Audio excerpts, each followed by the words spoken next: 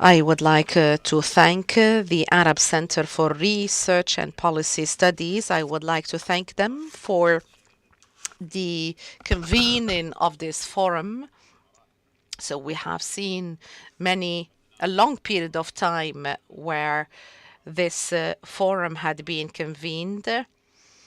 So during a certain period of time, there wasn't a large GCC presence. So the continuation of such efforts is very important indeed. And there is a great deal of development that we witness when it comes to this area and its relationship with China. We are discussing the topic of China and we say we want this from China, we want that from China. And amongst the people who continuously visit China, and I'm a member of more than one university in China, and I see a public that is different from the normal public in China. We're talking about the distinctive academic endeavors and personalities much more than we can imagine. China goes through a process of transformation. It is a mind boggling kind of transformation. No, China is developing. So, yes, our relationship with the West is different altogether from the relationship that we have with China. And China is continuously developing. So, we do not concentrate on the impact of myths when it comes to the opinions in China. This entails that we should study this matter. I mean, the importance of myths is very important in China. So I'm not a speaker here, of course, but let's start with the discussion. Yes, China is witnessing a period of transformation. So that is why China is hesitant and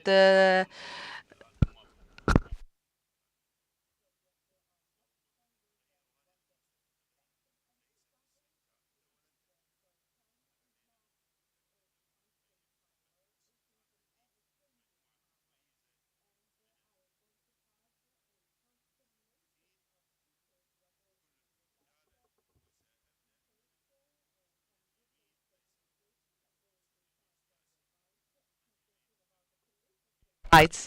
I'm just talking about where they're seated. And here I would like to present to you Mr. Jonathan Fulton.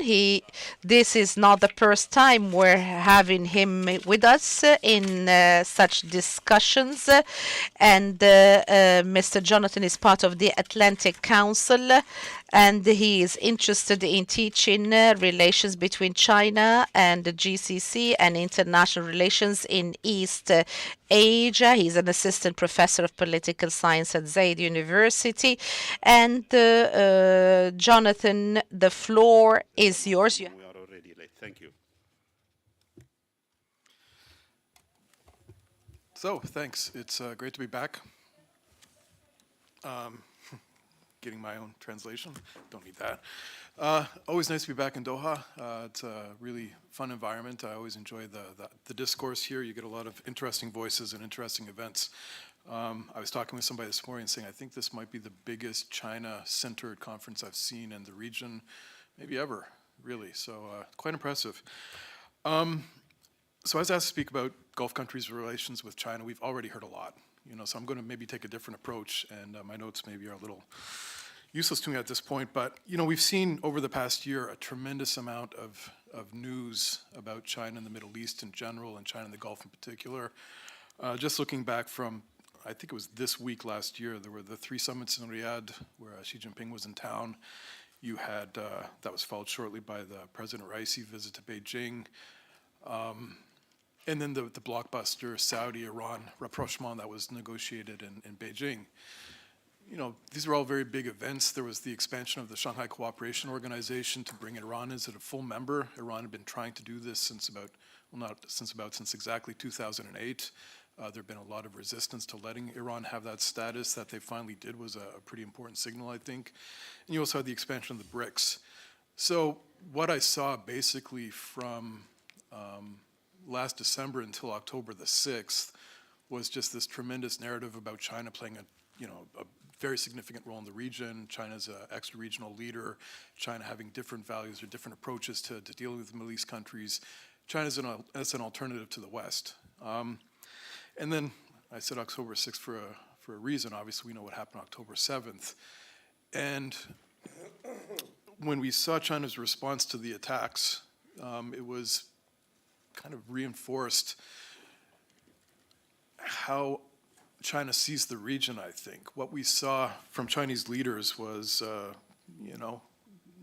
not a really big willingness to say anything of any substance.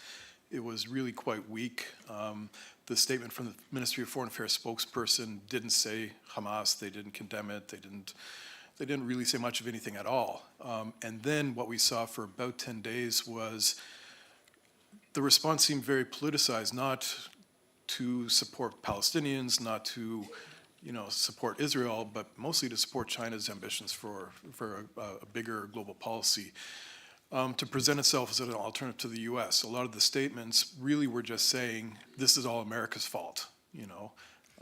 Israel did this because America let them do it, and this is typical of the U.S. and the region, and we would never let that happen, kind of thing. This is consistent with a lot of China's recent foreign policy initiatives, but I thought it was interesting because really what you saw was this rhetorical support initially for Palestine didn't really come with anything tangible. It was just talking about how bad America was and how bad Israel was, but it didn't come with anything beyond that. And this was the narrative up until about 10 or 12 days later when China held the Belt and Road Forum in Beijing. Now, I haven't really heard anybody make the connection between these two events, but I think it's quite telling.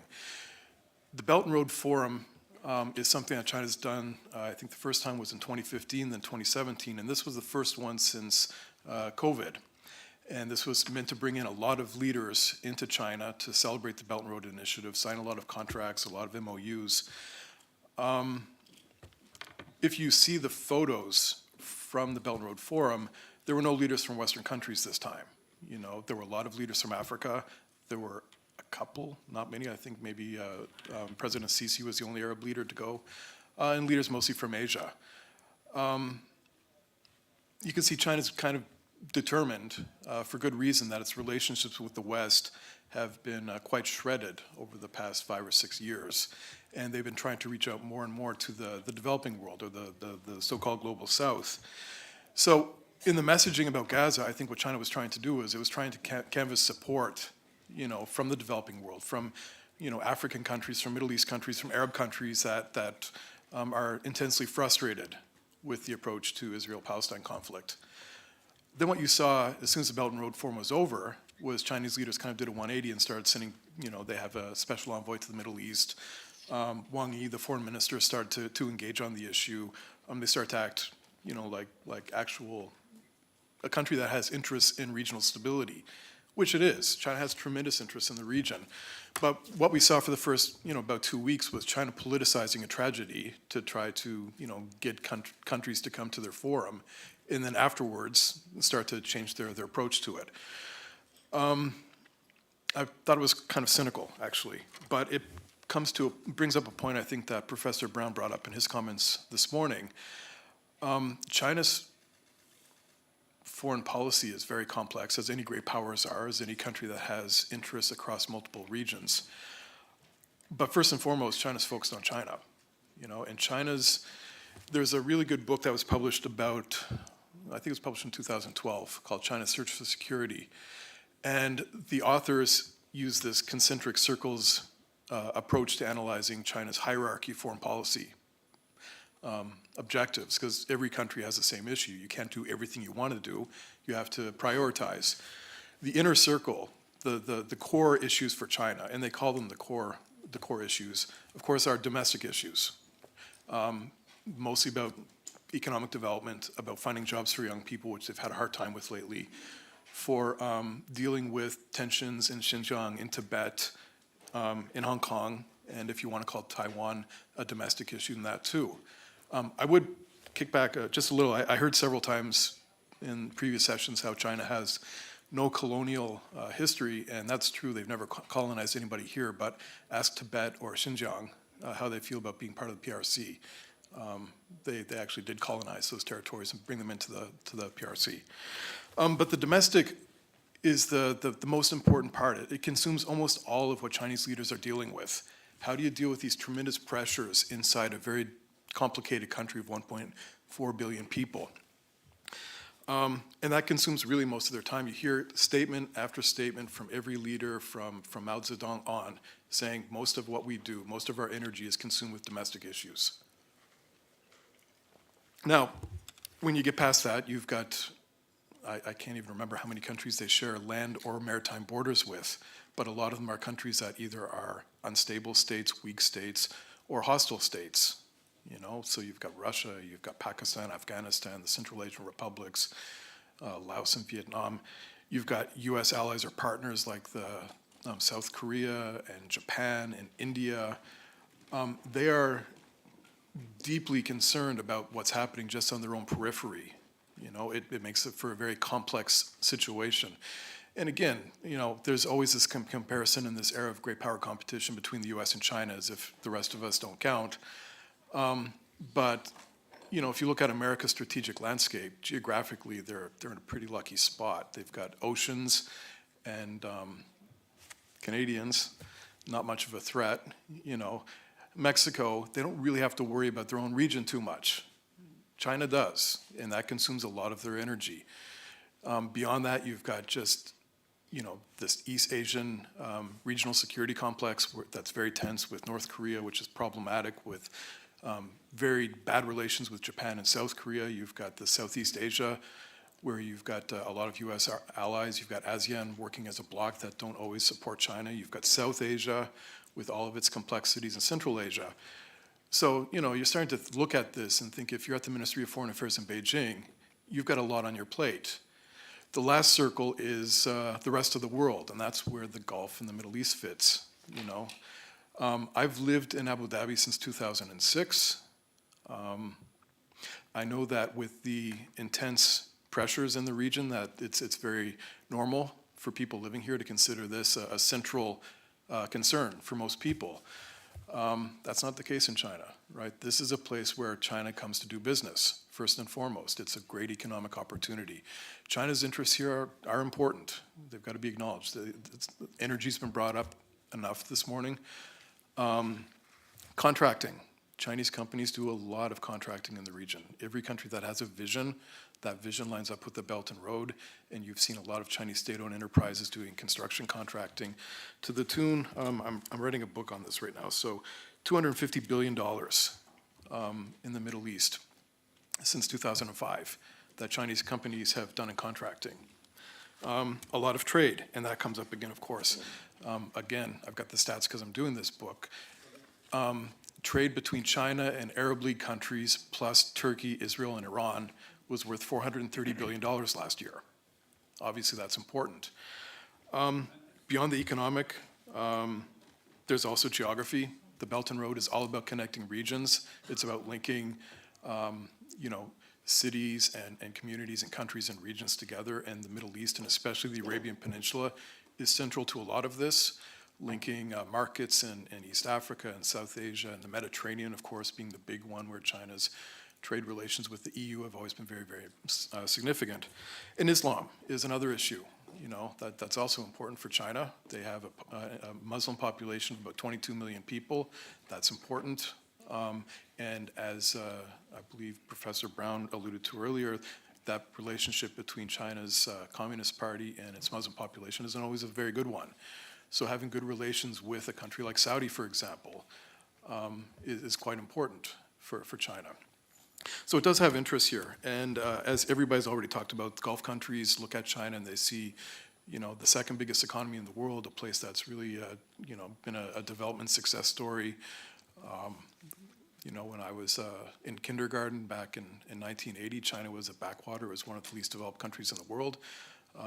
For it to transform itself like it did in 30 years, I think every country that has development concerns would like to learn from that. So of course, countries are going to look at Beijing and say, how can we learn from you? There are the issues that it doesn't have the same kind of legacy, that it doesn't necessarily do things the same way that the West has done.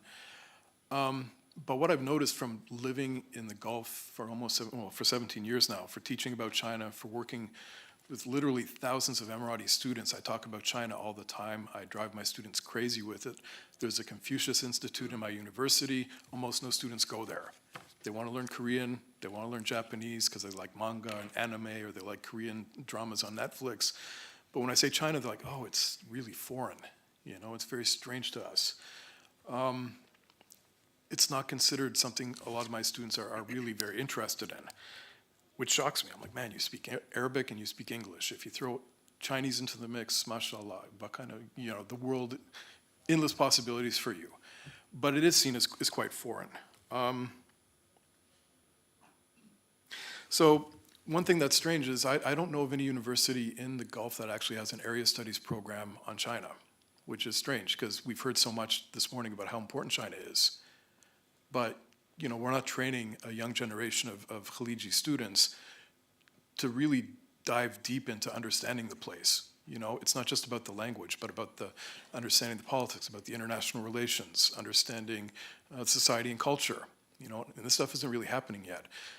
In the Emirates, they've got this program where in the K-12 schools, they're teaching Chinese. I talked to a friend who's one of the teachers and said, what's the reception like? And she said, it's not good. My students don't like it. They think it's hard and boring.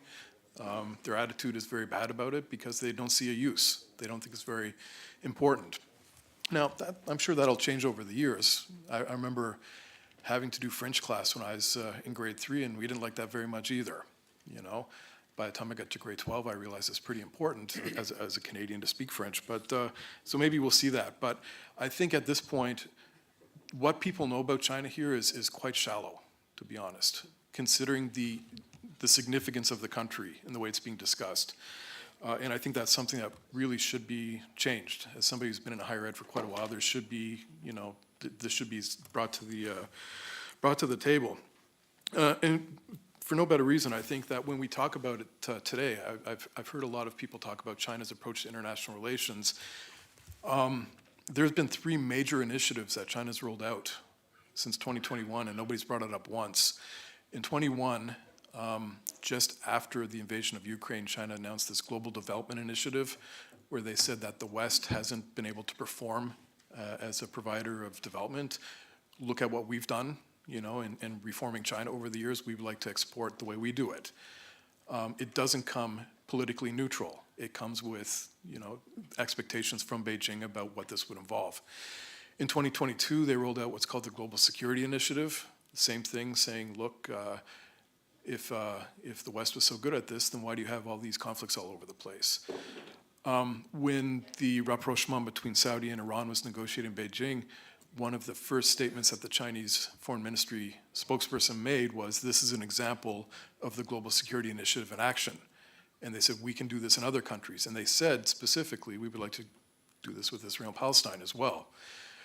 The underlying philosophy behind it is that China's development has been the result of stability, right? They had 4 decades of political stability from Deng Xiaoping on, and that created the conditions for development. So they've taken this as a model and say, look, development comes through, security rather comes through development. That's what they call it, peace through development. That the root causes of insecurity come from underdevelopment. So the idea is, if people in Gaza had, jobs and a stable future, then you would eliminate radicalism. And I think we saw recently that's not necessarily the case. You need more than just money to solve these political problems. And I think that's another reason why we didn't hear a whole lot from Beijing after this conflict escalated last month, is because their approach didn't look to be especially useful in this case. I think I'll probably, I'm not sure how much time we've got left, so I should probably wind down. But I do think one other point I'd like to bring up, I've heard a lot of China, US, China, US, China, US. I'm not Chinese, obviously, I'm not American either. Other countries are important, and especially in the Gulf. I just was looking at trade stats this morning before I came here, and of course, China's the #1 trade partner of almost everybody. That doesn't make you special. Like every country, most of the countries in the world, the #1 trading partner is China. But what is important is looking at numbers 2 through 5 or 2 through 10.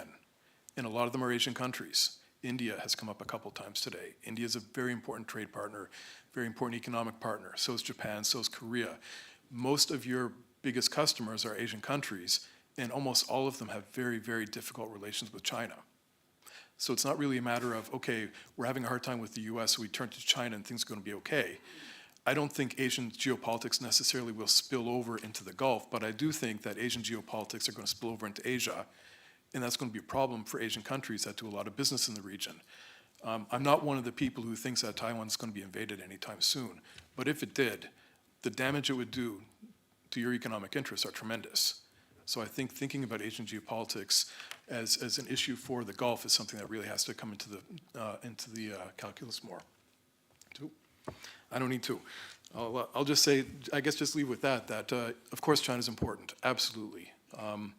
But you do have a lot of other countries that bring a lot to the table. South Korea, I lived in South Korea for 5 years in my 20s. I love Korea, it's a great place.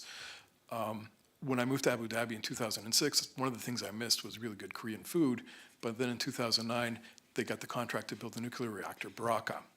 And since that time, we've seen Korea working with the Emirates on security issues, on training, on special forces, on a whole host of economic issues, development issues.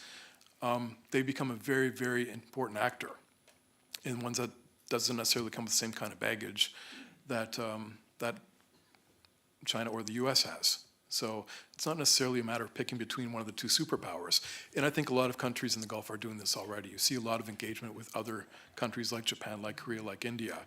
But I just think it's important to bring that up in the narratives that we use to realize that it's not just about this great power competition.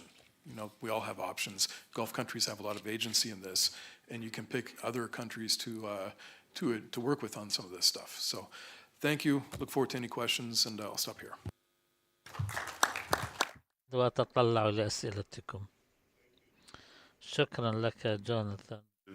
Fascinating presentation.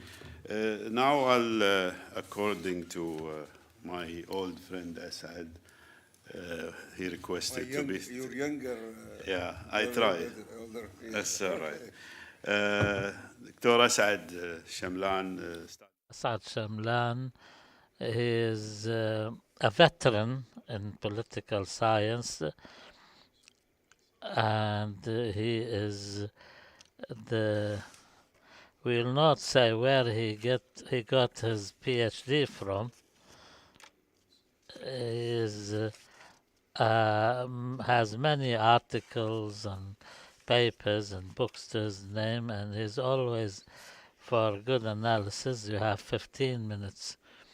Thank you, Dr. Ghanim, and thank you, Dr. Marwan Al-Qabalan and the forum, and I congratulate them for organizing this event. The title of this session is Gulf-China Relations. Gulf-China Relations, Cornerstones and Challenges. I will not delve into the details about the background of this information. Enough has been said, and also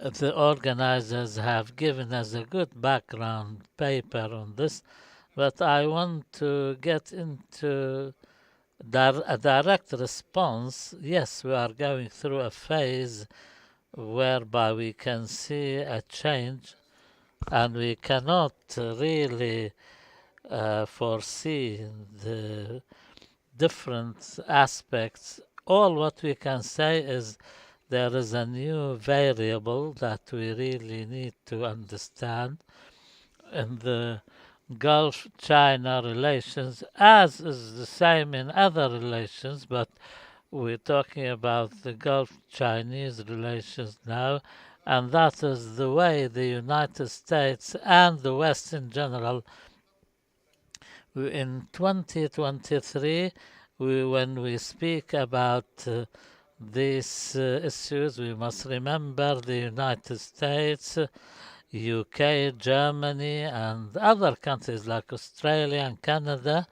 all together they are now within the framework of looking at China as either an antagonist or on its way to be one. There's two framings for this. There is the traditional animosity towards the Chinese Communist Party since it came to power. Then in 1971, after Nixon's visit to China, that China can be an ally or a strategic partner. And also afterwards, there was the thinking that China can be a place for capitalist expansion, and any growth in the Chinese market is a growth for the capitalist camp, which its main camps are in the US or in the West. But one of the big ironies here that the Chinese the Chinese Communist Party led the biggest and the fastest transformation into capitalism in history. And even partially in China, this took a few years compared to the Western countries. And this is a communist party we're talking about after all. The American and European framing is that this change in China towards market economy, and they're benefiting from their own experience, this will lead to a transformation in the political and social order or system. And this is because they think capitalism goes hand in hand with liberalism at the social level and the economic level. But in China, we see this liberalization in the economic side, but the power still is in the hand of the Communist Party, and sooner or later we will see a confrontation. And Tiananmen Square, this was a testimony to that China has produced new citizens who do not want just an economic growth and prosperity. They want political rights. Anyway, that was dealt with and finished. But China went against the Western expectations. China has proved that it can create economic transformation, yet keep power concentrated in the hands of the Communist Party. And the economy started also producing not just consumer goods, but they started producing other things to compete with the Western economies. Anyway, to cut a long story short, there is a new framing now that China is no longer that promising Western market or Western style market. There is a new entity which is being created or formed, and it's not necessarily will be in our interest if we allow it to continue. The problem for the Americans is that this relations was of a complex nature. You cannot apply the lessons from the Cold War with the Soviet Union and China because it's a different setup. Because in 40 years of relations, the situation is different. In the situation between the US and the USSR, and even in the best of times, the trade exchange was not more than $2 billion dollars a year. Now with China, even at the worst case scenarios, the trade exchange is $2 billion a day, not a year. So therefore, in the West now they realize that there are issues they cannot but cooperate with China over, like climate changes, for example, and this cannot be achieved without cooperation with China. The non-proliferation, which is a basic pillar of national security for the US and the West, and we know the business with North Korea, for example, and also the consumer goods, which are cheap and available.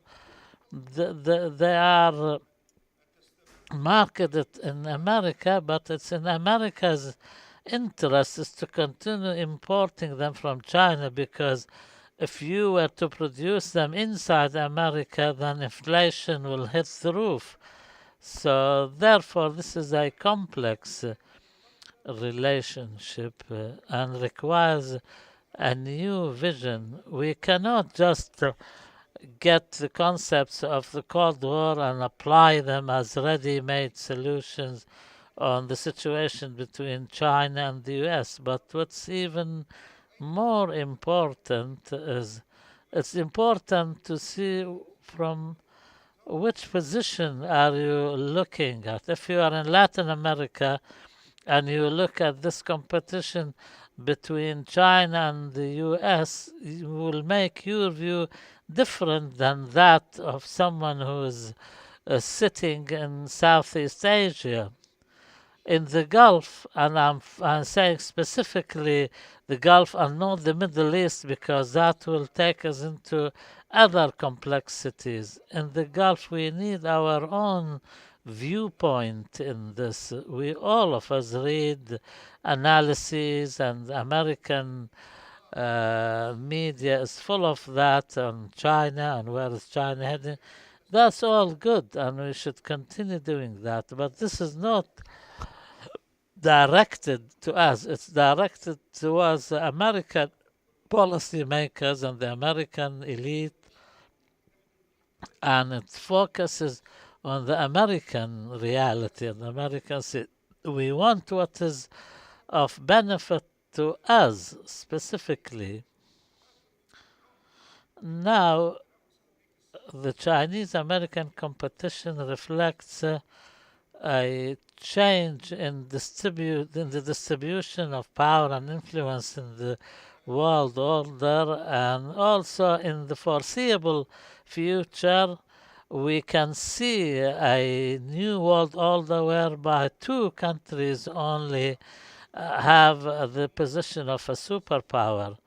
And the Chinese economy's growth in the last few years has facilitated for China to be the second largest spender when it comes to the military in the world after the United States. Although the gap between the two countries, and having said that, China's military expenditure is not more than 1/3 of that of America's. And if the Chinese military expenditure continues at the same level, this will be even greater once China overcomes its current difficulties. The economy. The US spends around 760 billion, China around $260 billion. We say this is a big gap, but you have to put them in a league of their own. Like the third country which comes after them, China, is about 78 billion or thereabouts. So that's why the gap between China and the US should be understood from the point of view of other countries' military expenditure too. And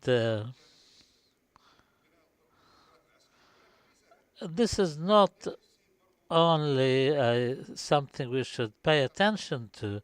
There is the other aspect of China moving from a partner to a competitor to a rival, and this is because China is trying more and more now to expand its influence outside this regional sphere of influence. This is only natural that we say that we have to have interest in Latin America, Africa, China, but who are we? The size of the country and the size of that country's interests are linked and proportional to each other. China has interest in Latin America and the Middle East and Africa, and this is proportional to its size. And this applies also to international organizations. So there is a Chinese expansion in the interest, and China is benefiting from America's withdrawal from some of the regions in the world. And now this is apparent. I'm not using the term isolationist as was used in the past, but the Jacksonian mentality, and Trump maybe represent this in the best way.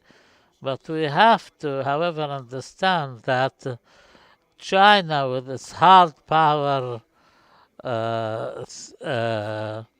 flexing of her muscles, is not certain. It's only conditional on the economic stability and political stability.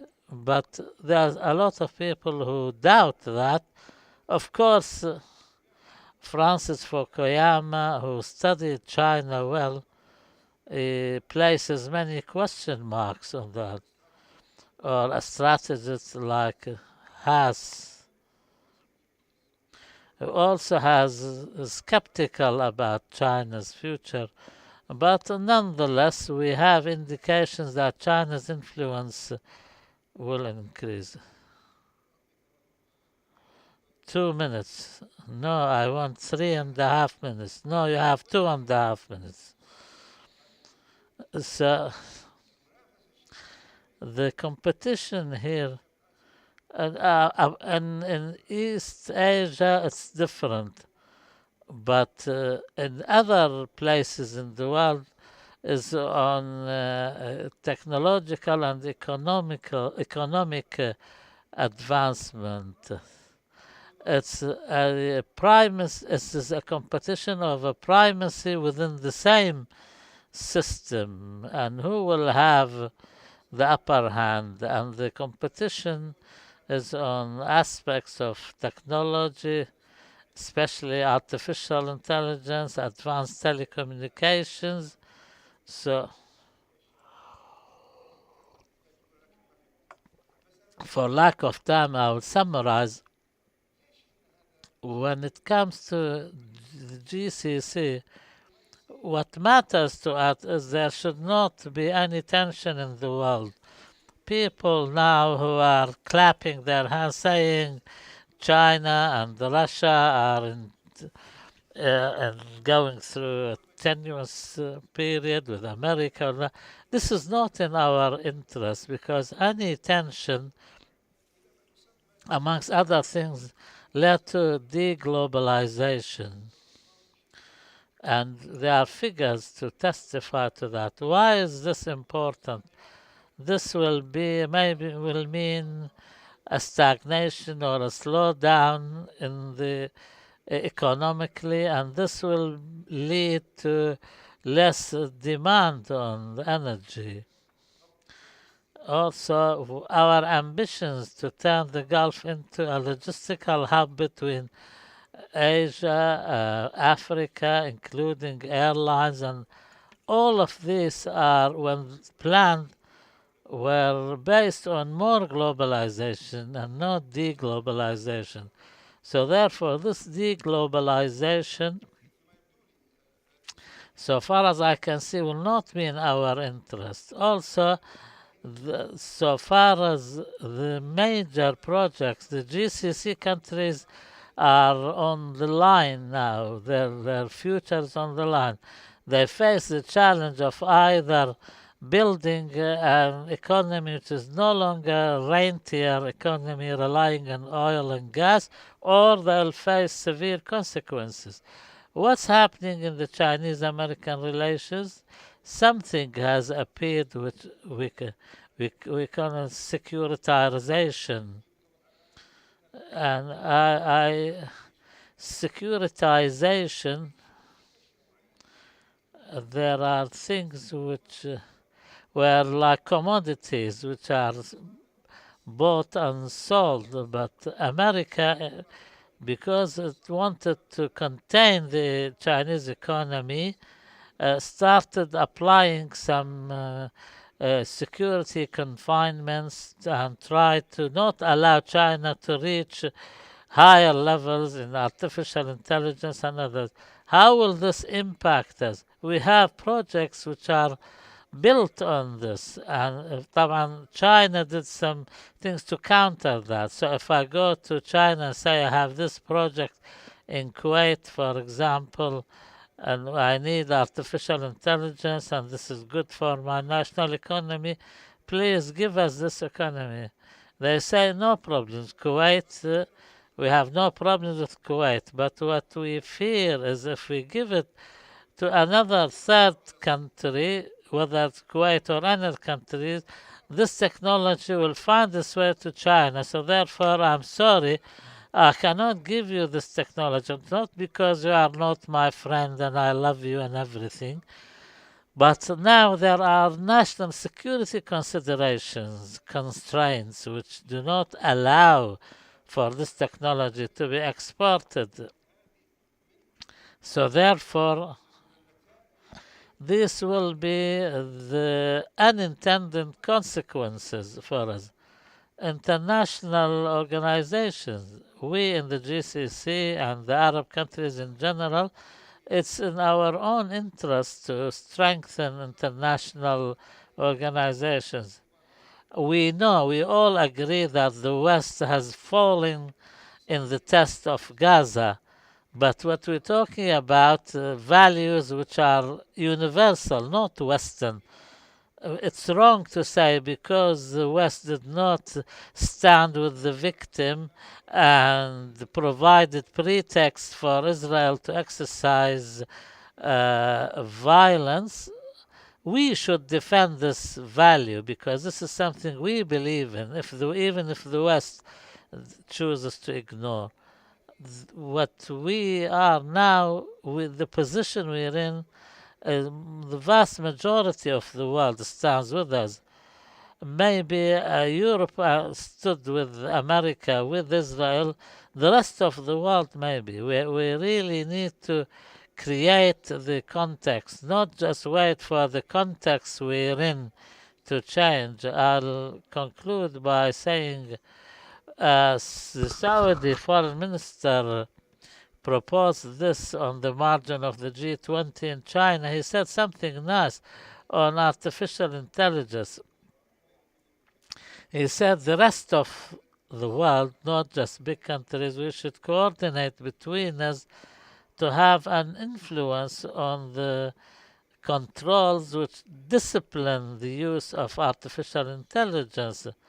This is the number one question from a point of view of ethics and philosophy and morals, etc.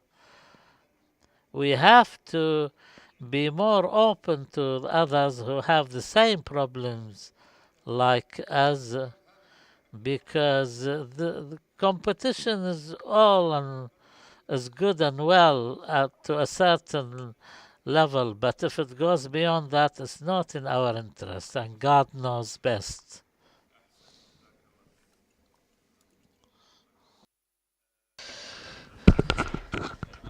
So Dr. Asaad is always creative in his interventions. And when I started talking about China, I said that China is an ever-changing state. That is why it should not be compared to the West or to the US. You cannot understand China unless you understand it from within.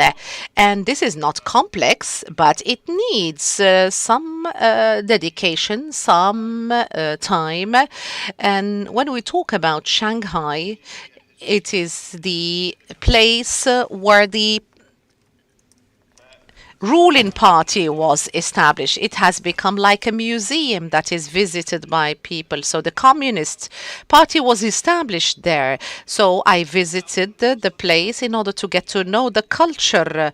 And when I was there, in excess of 40 persons, most of them are educators. They have come in a particular place where they expressed their allegiance to the Communist Party. I learned a great deal. So how can we see such a stride, such an in-kind move? We have another model that does not have the capabilities that China has, which is Vietnam. Yes, they are using the same pathway, but they have so many hurdles and impediments. So the most important problem in China, it is not a global issue. It is the birth rates. This is the most important problem that they are facing because 30 years ago, they took the policy, the one-child policy, and they gave exceptions to minorities. They said minorities can have 2 or 3 children and they can get grants. Nobody talks about that. This exists, but we see a decline in the birth rate.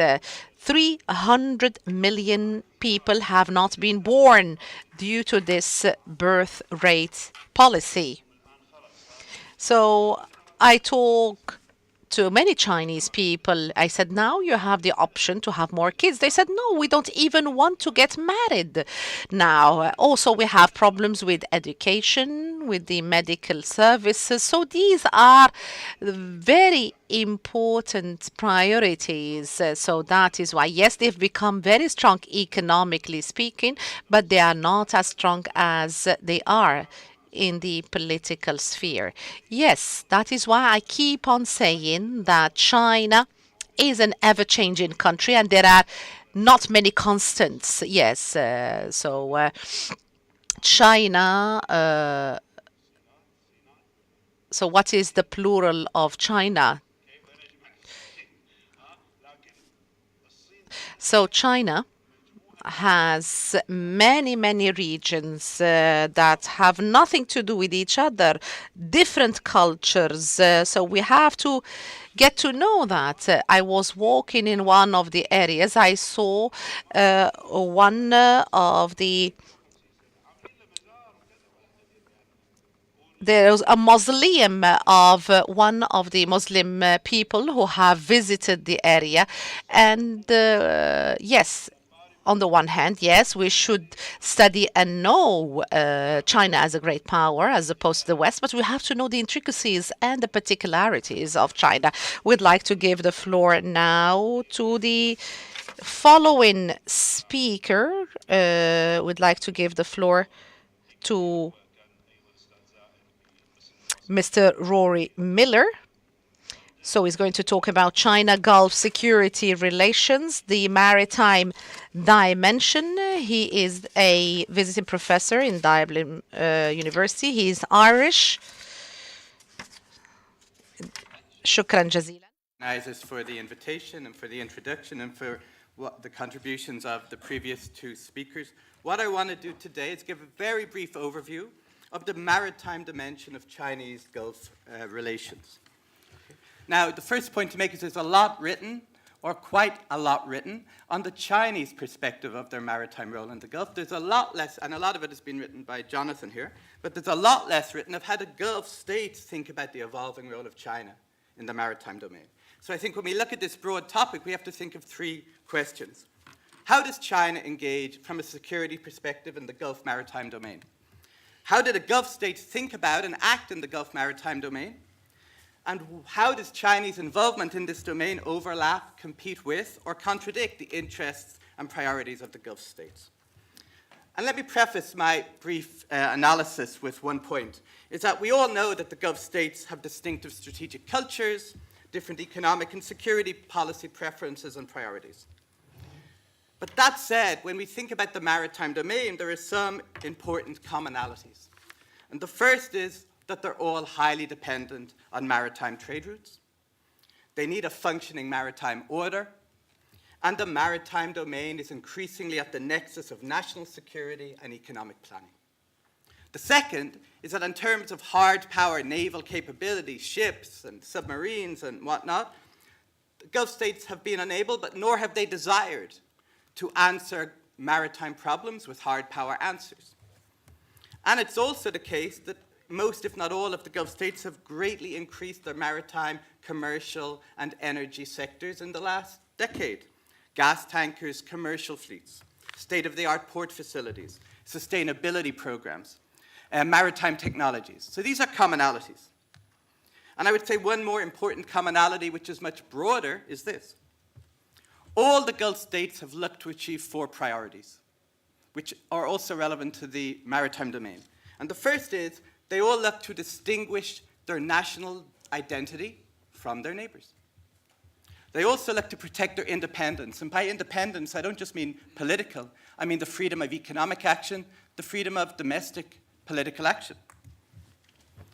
They like to demonstrate their strategic usefulness to local partners and to external partners. And finally, they like to build resilience. So I think you need to look at the maritime domain from a security perspective in terms of these 4 priorities of the Gulf states and China's role in contributing to these 4 strategic objectives. Now, the second point I want to make is that in Chinese terms, it is increasingly active in the maritime domain, but from a low base. You only really see the Chinese Navy becoming involved in the wider Indian Ocean about 2008, 2009 as a response to piracy, which we all know. But as the piracy threat goes down and Chinese ambitions and capabilities go up, you see them becoming more engaged in other areas of maritime security. Like Japan, China has a naval base in Djibouti. You see a rise in the number of Chinese naval ship visits to Gulf ports, a rise in some exercises between China and local actors. From a security perspective, what's interesting is since 2019, you also see a rise, not just with the GCC countries, but bilateral between China and Iran, and multilateral between China, Russia, and Iran, 2019, 2022, 2023. So this is the 2 sides of the Gulf security dynamic. From a Gulf perspective, from a GCC perspective, where China is absent is from the international maritime security coalitions in the region. They have been prevalent over the last 20 years and increasingly in the last 10. In 2019, China declined an invitation to participate in US-led multinational patrols around the Gulf. And it has notably not played any role in the Combined Maritime Task Force, CMF, 150 to 153. Now, I don't have time to get into these, but the important thing to note is while China has refused to participate, Japan, South Korea, Pakistan, Malaysia, the Seychelles, Singapore, and Thailand are all active members. Now, the Gulf states put a lot of importance into these maritime security coalitions. CTF 152 inside the Gulf has been led by Gulf states 15 times since 2005. And the point I'm trying to make here is that while China is much more active than it has ever been in the past, and while its Navy in absolute terms is now bigger than the US Navy, in the Gulf it's very much a secondary naval power. And it is not anywhere near meeting the security needs of the local actors like other actors from the US and Europe. And if you just have 3 or 4 criteria, bilateral and multilateral joint exercises, personnel exchanges, the standardization of practices, the Europeans and the Americans are still far ahead, and most naval platforms either come from US or European companies. And I think even more than that, on a more intangible level, a very important thing to consider is that although China has had an almost continuous sea presence in the wider Indian Ocean and the Gulf since 2008, and it's increasingly assertive in some ways, there are still limited Chinese naval capabilities, and what you see is this is a lesson to the Gulf states and how hard it is, even for a superpower, to build a significant naval capability far from its home region. And also the challenge of looking beyond traditional suppliers of security in the maritime domain. So the balance sheet of Chinese contributions in hard power terms is mixed. But I would argue, from a Gulf perspective, what really matters is not hard power priorities, but much more importantly, is how you conceive the Gulf and the maritime domain in sort of soft power security terms. How the Gulf states are looking, and Jonathan mentioned this idea of interconnectedness, how the Gulf states are looking to use the maritime domain to link themselves with other parts of the world. This is a security issue.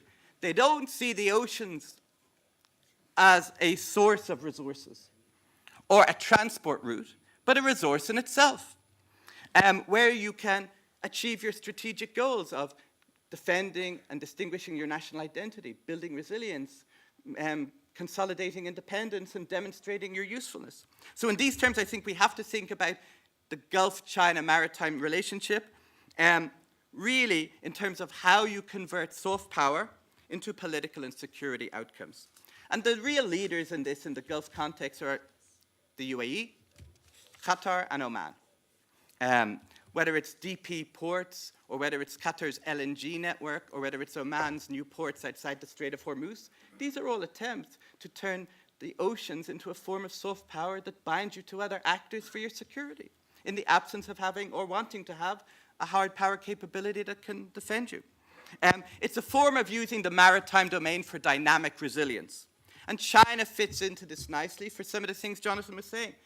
Not just the Belt and Road in general, but this idea of the port connection program or port interconnection program. And as we know, and I'm not going to now, China has played a significant role in interconnecting Omani ports to the wider region and beyond. But of course, there's another aspect to soft power. And the fact is that soft power is a form of power. And it's going to alienate people when you use it, and it's going to create tensions, not just with your enemies, but with your competitors and with your friends. And in these terms, China's soft power maritime role is going to create and has created some tensions, specifically with three groups. The US, obviously, European actors who consider themselves important players in this region. I was on a panel last year with the admiral in charge of the French Indian Ocean Fleet. They don't like China being involved either. And then, as Jonathan says, other Asian competitors of China, Japan, South Korea, who do not want the Indian Ocean to turn into a Chinese lake. That's a fact. For the US, as both the colleagues have mentioned, what the real concern is China trying to convert its commercial relations with the Gulf states into what one commentator called a long-term infiltration strategy?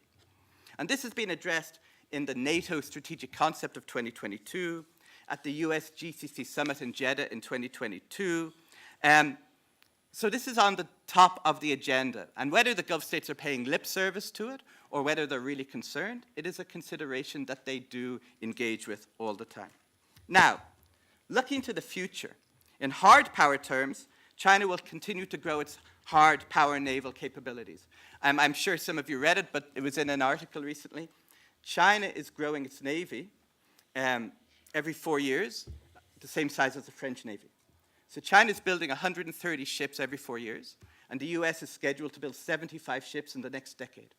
So in quantitative terms, China is closing that gap rapidly. It's what it wants to do with it and what it can do with it is a different issue. But there's no doubt that it's building a blue water presence that can see its ships go far away from its home region. And what impact that will have is undecided, but it will definitely have an impact. It is unlikely to join these international maritime coalitions that are led by the US and the Europeans. In fact, China has accused the US of having a Cold War mentality in the Indian Ocean. So it's unlikely to subscribe to these anytime soon. But it is possible that China will do what the Saudis have tried to do a little, very small on the East Africa area, especially maritime coalitions. They may even be used in the Chinese case to project power. It's not beyond possibility yet that it might even have a proactive or preemptive ability through these coalitions if they come about. And of course, what was mentioned here before is that it's likely that you're going to see increased US-China competition in the Gulf maritime domain. And I disagree with Jonathan on this. I think you're also going to see increased China competition with its Asian maritime competitors like Japan and South Korea, and in particular, India. In 2022, the Indian Ministry of Defense said that India, and I'm quoting, is the principal regional maritime force in the Indian Ocean. And it does not have any desire or intention of allowing China take that title. For its own local reasons. We're not talking about the global Cold War, or what you want to call it. But this brings in other Asian countries. India, Japan, and Australia are working extensively in the maritime security domain. Japan is cooperating bilaterally in maritime exercises, and with the US and India in annual exercises. Also, you're going to see more between China and America's Asian allies in terms of what's been called the geopolitics of ports, basing rights, access. And one of the untold stories of this whole issue is how hard China has found it to get countries to give it bases or maritime bases over the last 15 years. It's tried in certain cases that have been reported by the media. In UAE in 2021, America pushed back. In other cases, local actors didn't even want to get involved. So it has a long way to go to compete with, in a practical level, the American role here. But there's no doubt that the Gulf states are going to feel pressure to manage these rising tensions, to limit, as we like to say, the negative consequences of instability. But I would argue the Gulf states also have opportunities here. If they can bind China to some stabilizing maritime coalitions and cooperation, you might see it using it to further Chinese Gulf relations in the multilateral context through the maritime domain. The Gulf states also try to leverage their location in the maritime domain with China as a way of bartering with the US for more economic, political, and security concessions, or gain benefits from China, for example, regarding maritime defense capabilities. And so that's very likely outcome over the next 5-10 years. But I would also say, and conclude by saying one thing. It's not really in the hard power domain that the Gulf-China maritime relationship will be determined.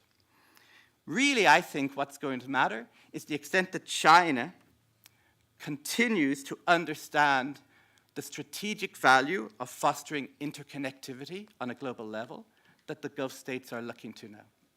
And if China, on an economic and soft power level, can continue to appreciate and contribute to this building of interconnectedness in the service of independence, resilience, demonstrating strategic usefulness, and defending your national identity, then I think you're going to see definitely a very significant and blossoming maritime cooperation, regardless of the politics of security. So thank you very much.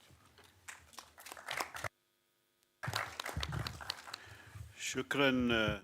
Thank you, Rory, for your presentation. Very important. The maritime aspect is very important.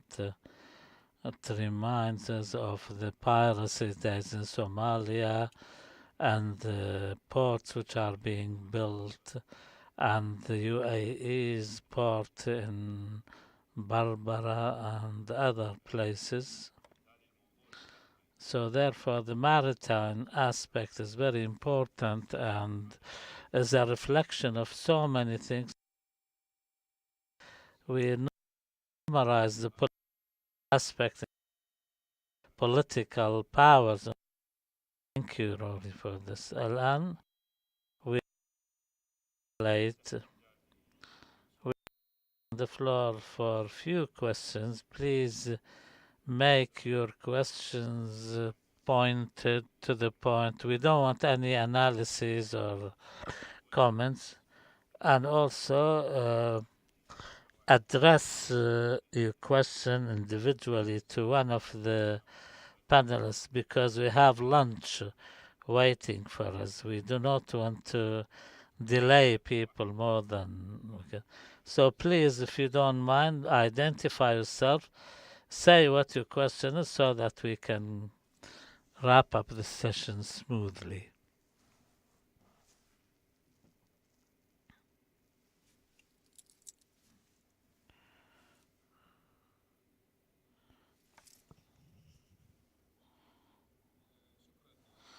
Thank you, Chair. I'll start with you. You talked about China should be studied from within. I agree with you because we have to understand China from within, because if you not possess something, you can do other economic, social, environmental aspects. There are many problems. My question, سؤالي للسيد Jonathan. My question, what do you think, what kind of market entry barrier can USA implement to protect China to expand their economic power in the GCC country? Is it clear? Because you talked about this collaboration, and this is my question to Mr. Jothan. Mr. Roy. Mr. Roy, do you think that China can cover the requirement of the GCC country in terms of technology, in terms of business, in terms of whatever, security? So what's your opinion in this regard? Thank you.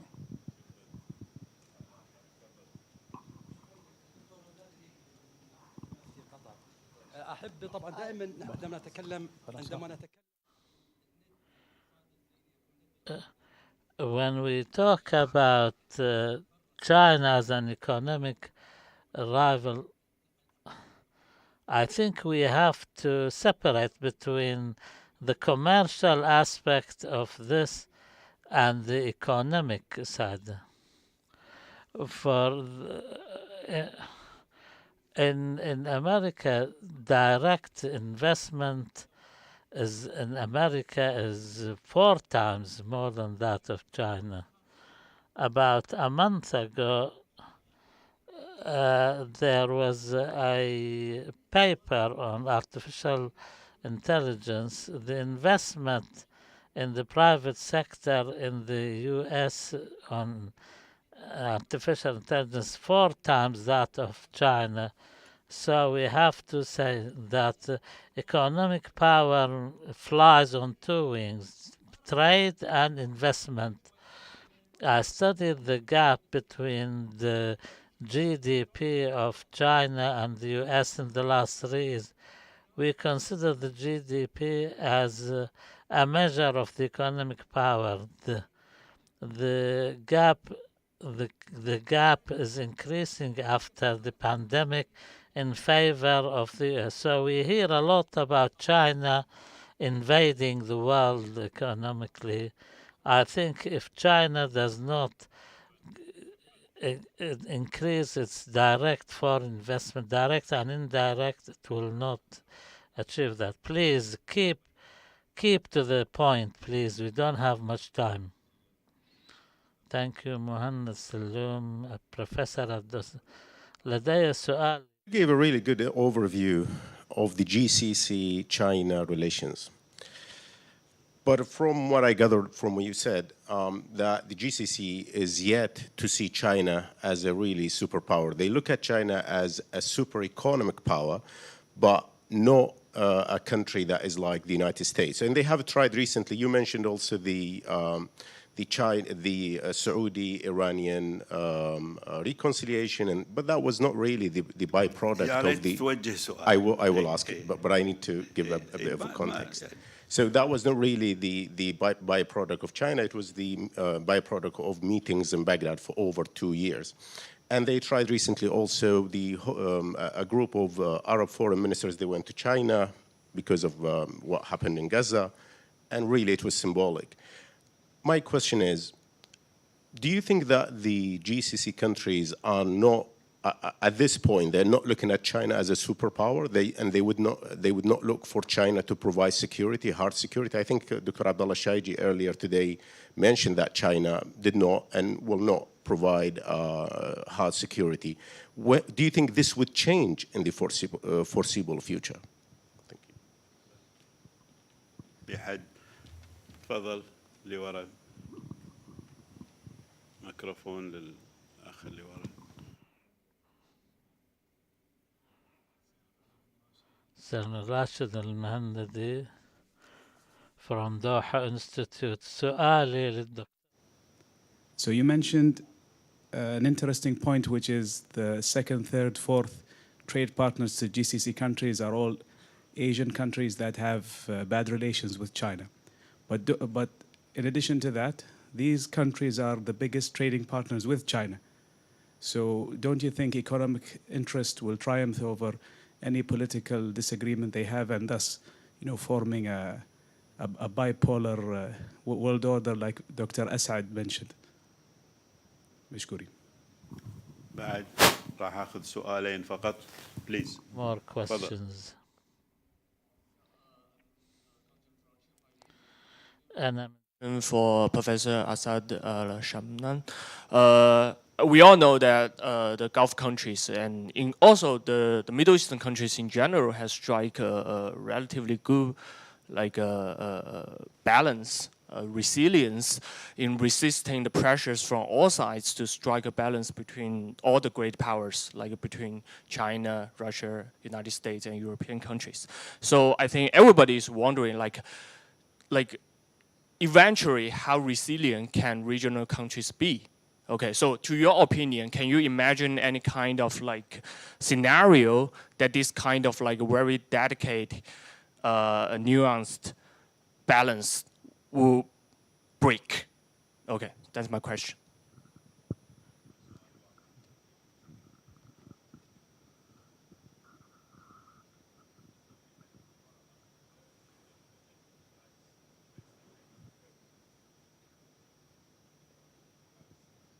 Now we'll start with Jonathan, please. You have 2 minutes. Lunchtime, yeah. Okay, well, I'll try to get through this in 2 minutes. So the question about what can the U.S. do to limit China's presence in trade, I don't think it's in anybody's interest to see that happen. I don't think the U.S. wants to see China's trade presence diminished. I think what the U.S. makes pretty clear is certain types of trade, If it's energy trade that supports Gulf economies, I think everybody thinks that's great, and I think Washington does as well. What we keep hearing from the U.S. is mostly in critical technologies and critical infrastructure where there's a concern that engagement with China could put U.S. networks or systems in peril of the IP being attacked or espionage or whatever. So I think on most things you'll see you're not going to hear a lot of reluctance from the U.S., but when it comes to some digital technologies, that's when their hackles come up. About the gap between trade and investment, I'm not entirely sure I understood it, but you do see a big gap between, there is a lot of trade, and a lot of that trade reinforces, Gulf countries are all trying to find ways to get away from this, hydrocarbon-based economy or this rentier model. Trade with China really seems to reinforce a lot of that because it's very imbalanced for GCC countries, selling a lot of hydrocarbons and buying a lot of cheap products. It's interesting when you break it down, trade in goods and trade in services. The trade in services is what you'll find from a lot of Western countries that actually supports a lot of this, right? When you get consulting and education and training and financial services and things that actually support a lot of these visions. So there's a big gap. I've heard, talking to people in the Emirates, the concern about investing in China, because you don't see a lot of it, You see a lot of trade with China, you don't see a lot of Gulf countries investing in a meaningful way. And one of the things I've heard a lot is just unfamiliarity with cultural trade practices, business practices, law, knowing that whatever you think about U.S. foreign policy or U.S. politics, you think, okay, if my company's in trouble, I can go to the courts and feel pretty confident that I'll get a fair hearing, and you don't know how it plays out in China. So talking to people in the investment sectors in Abu Dhabi and Dubai, that's something that's come up a lot. China as an economic power, but not a superpower, absolutely. David Shambaugh wrote a really great book called China Goes Global 10 years ago. He said that China is an economic superpower, but in other areas of power, like hard power, cultural power, he broke it down to, I think, 6 or 7 different things. Trade, absolutely. China's a global trading superpower, and most other things, it's a regional power, you know. And in the Gulf, should they think of China as a hard security provider? Absolutely not. I mean, the thing is, China's had a non-alliance policy since 1982. It doesn't offer the same kind of security commitments to anybody. Its only true alliance is a Cold War relic with North Korea that was signed back, I think, in 1962. It doesn't really mean anything anymore because North Korea and China don't like or trust each other in anything. China doesn't have an alliance with anybody. So whenever you hear about a China-Iran alliance or a China-Pakistan alliance, it's not that. China doesn't make hard security commitments because they're worried about the fear of entrapment, right? They don't want to get caught up in other countries' entanglements. So, you know, Gulf countries shouldn't expect that from China. They should expect an economic superpower, trading superpower, but they shouldn't expect a security relationship. And about the question about Asia, well, yeah, I think that's always been the case, right? You'll see that the biggest trading partner, like I said, for most countries is China. That's true in Korea, it's true in Japan, it's true in India. But what's happened, especially over the past 5 or 6 years, is that the Communist Party's approach to foreign policy has changed. The way that China sees itself as a global actor has changed. And it's become much more assertive and much more aggressive when you see things like the South China Sea and the island building, and the way that there's been a bit of the wolf warrior diplomacy, there's been the sharp end of economic statecraft. South Korea was facing a threat from North Korea, so they installed the THAAD missile defense system. Immediately, there was kind of an unofficial boycott on South Korean companies in China, and there were, you know, Chinese tourists no longer going to Jeju-do in Korea, which was a huge tourist destination. They didn't do anything that was going to make the news, but they made it very uncomfortable for South Korea economically because of a political or security issue that South Korea had domestically. So you can see a lot of those countries are trying to find ways to build resilience economically from their trade relationship with China because they feel as vulnerable as the rest of us do about it. Okay, thank you. Rory, I'll be very brief. The question was, can China cover the Gulf's needs in technology, business, and security? Okay, very quickly, I would say this. I don't think either China or the Gulf states are looking for that. Okay, what the Gulf states want is a stable international and regional system where they can develop and become more prosperous and follow their economic and other priorities. So the question is, I think, and also there are many other actors that offer more appealing goods and products in business and technology than China. So who is going to, if we need one, provide a stable regional and international system? And in the security perspective, really what you're talking about is this in the final account. And I like to sum it up simply like this. If we call them, will they come? Will they come? And the problem isn't that now the Gulf states have a surplus of options. Do we call China or do we call the United States? The problem is we're not sure in any scenario if we call the United States they're going to come, and no one else will come either. And this is the crux, right? So I don't think it's about business or technology. It's who can provide a stable system and who will come if we need them. And that's it. And I just add 2 points to what Jonathan said. I mean, I fully agree with what he said, but I think one area where China has become a superpower is in diplomacy.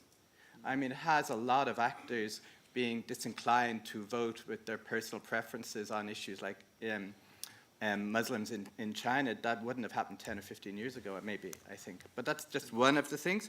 And the other thing I would say is, very quickly, is that the international system is like a stage, and you either have participants or you have an audience. And the audience always watches, whether it's Syria or Yemen or Gaza, and they come to a conclusion. And one of the things they've concluded, I think, about the US in Asia right now is that it is pressuring its economic partners to divest and to change their economic policies towards China in a way that is detrimental to their interests. And I do not think that the Gulf states are looking at the US now as a benign actor in Asia. I think what they're saying is this. If we get to a position when we have very sophisticated economic or technology relations with China, are they going to act like that with us? Like they act with South Korea, like they act with Japan, like they act with the Netherlands. And they don't want that either, because all they want is an environment that's safe so they can get on with their business. So that's what I think. Thank you. Asaad. Thank you very much. نقطتان فقط أجيب فيها على السؤال.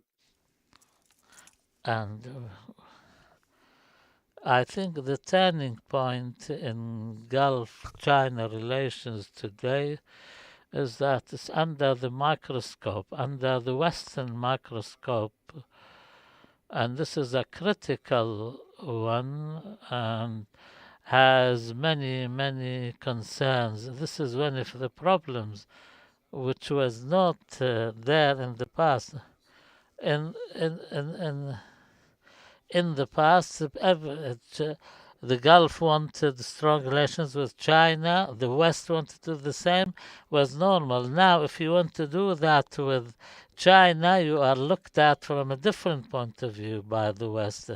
If this remains at a certain level, it's okay and bearable, but our fear is we don't want to take too much time and lunch is fast approaching. But if this microscope moves to the level of politics,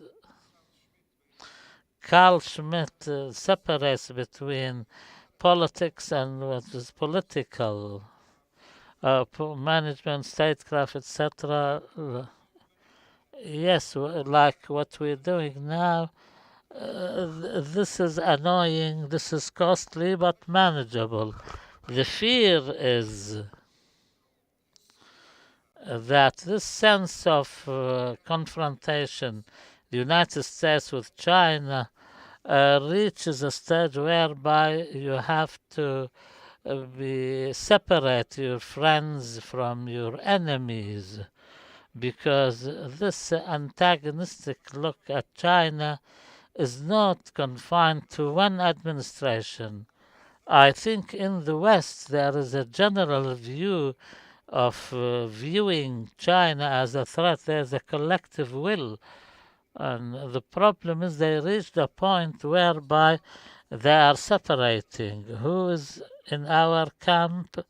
The political movement, according to Schmitt, I think we have strong ties to the West, and for me at least, for good reasons and justifiable reasons, I don't think that this will be a comfortable position for us to find ourselves in, but I think the direction is clear and for good reasons. But we should work on not to make the situation reach that point, not between us and the West, but between the West and China and America and China, whereby they think the West start think that there is an antagonism, a life and death situation with China. Many countries in the world do not want that, even including Israel for that matter. Thank you very much. Finally, what Dr. Asaad is saying, when you read the American discourse, the Congress's discourse against China, you get the impression that we are just one notch below a war situation. Maybe the Gulf countries are trying to mediate between the two countries. Thank you, Rory, Jonathan, Asaad. Very nice intervention. Thank you very much, Dr. Marwan, for inviting us all. Thank you very much. I know we delayed your lunch break.